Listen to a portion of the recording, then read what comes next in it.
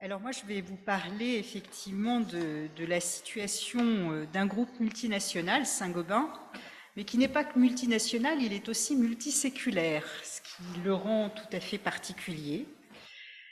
Pour cette raison, il est doté d'un centre d'archives dont vous avez rencontré la sous-directrice. Ce centre a été construit sur mesure à Blois. En fait, il a été construit en 1970 au moment où il y a eu une fusion entre deux très anciennes entreprises françaises, en l'occurrence les manufactures de Saint-Gobain et Pont-à-Mousson. Alors, ce centre est géré par 6 archivistes, une documentaliste, une chargée de développement commercial, une historienne qui est en contracif et une équipe administrative. Le fonds historique est évidemment très conséquent, c'est quasiment un musée. Il y a notamment les fameuses lettres patentes signées, s'il vous plaît, de la main de Louis XIV qui fondent la manufacture des glaces de Saint-Gobain, mais c'est aussi un lieu technique avec une compétence très technique, et je ne résiste pas au plaisir de vous dire qu'il y a 70 kilomètres d'archives linéaires. Le Saint-Gobain Archives a deux missions essentielles. En fait, servir une clientèle interne. Il y a 2000 communications par an. Bon, ça ne paraît pas comme ça un chiffre, peut-être qu'à l'aune de la bibliothèque Cujas, c'est pas un chiffre aussi impressionnant que ça. Mais en fait, ces communications peuvent être très diverses. J'ai quelques exemples récents. Alors, notamment, on a travaillé ensemble avec Anne sur retracer un historique des transitions de présidence dans le groupe, parce qu'actuellement, il y a une question très actuelle sur la dissociation entre le titre de PDG et de DG, et en fait, on a travaillé historiquement sur cette question, mais ça peut aussi passer par des retracements d'activités dans différents pays, ou encore faire l'historique de la démarche RSE du groupe. Mais Saint-Gobain Archives sert non seulement cette clientèle interne et ses demandes internes, mais également une clientèle externe. C'est peut-être moins évident, mais de par sa position très particulière de centre d'archives historiques industrielles, des sociétés savantes, des universitaires, des doctorants s'adressent à Saint-Gobain Archives pour venir y faire des recherches.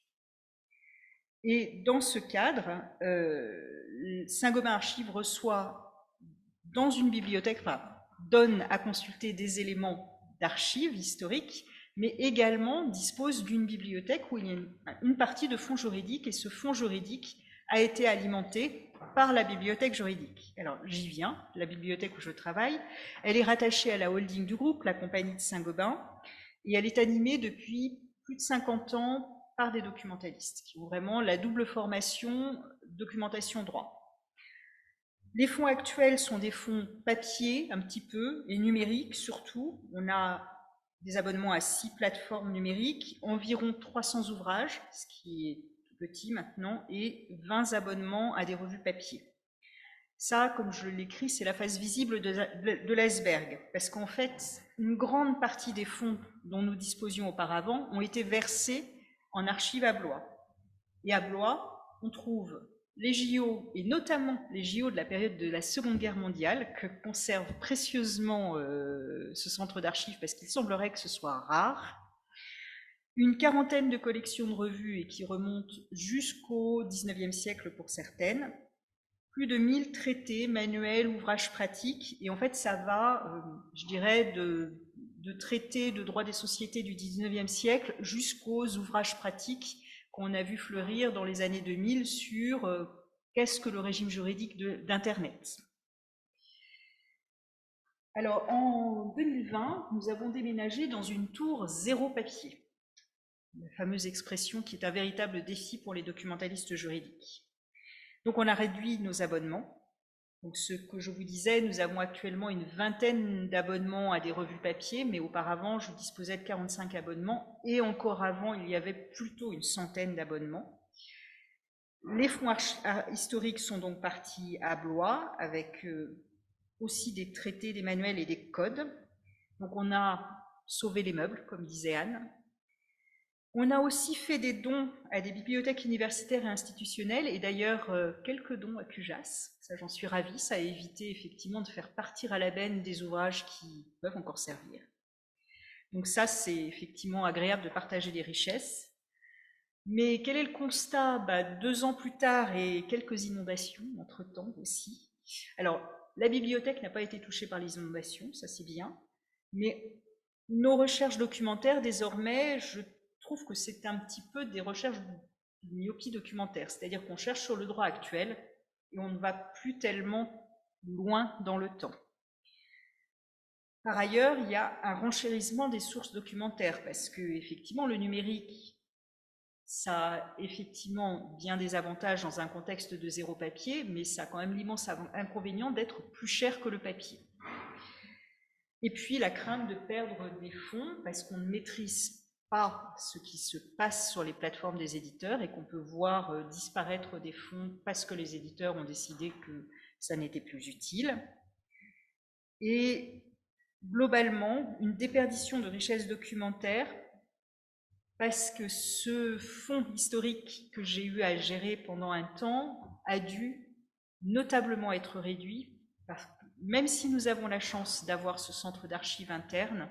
Ce centre d'archives n'est pas un fonds de conservation juridique, strictement, il doit aussi libérer de la place pour d'autres fonds, et on m'a demandé de réduire ces collections historiques.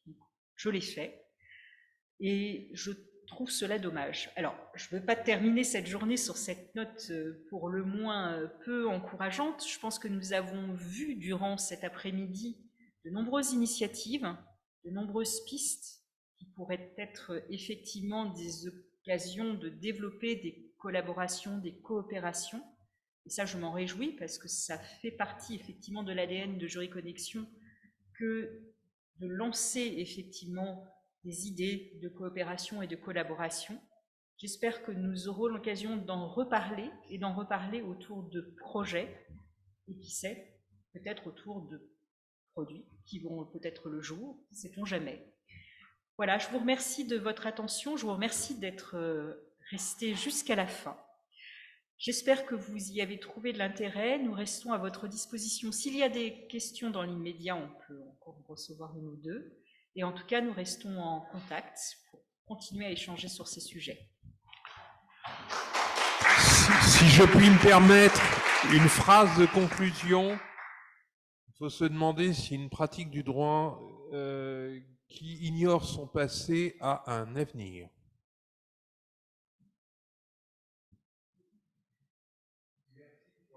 Merci de tout le monde et merci pour les éléments de construction qui nous laissent espérer qu'on va éviter ce genre de choses.